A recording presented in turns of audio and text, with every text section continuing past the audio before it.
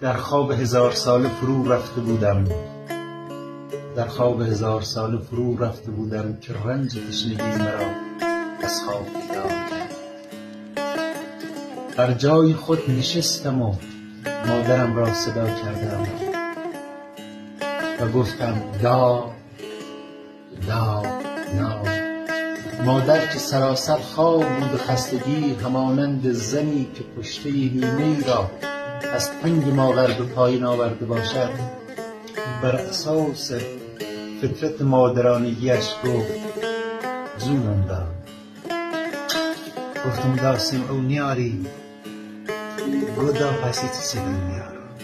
مادر بلند شد که در سیاهی اتاق رفت و گم شد، ولی با کاسه آب برگشت و من کاسه را گوش تا گوش جوشیدم، ولی هیچگاه نفهمیدم آب بود یا عسل، ولی هیچگاه نفهمیدم آب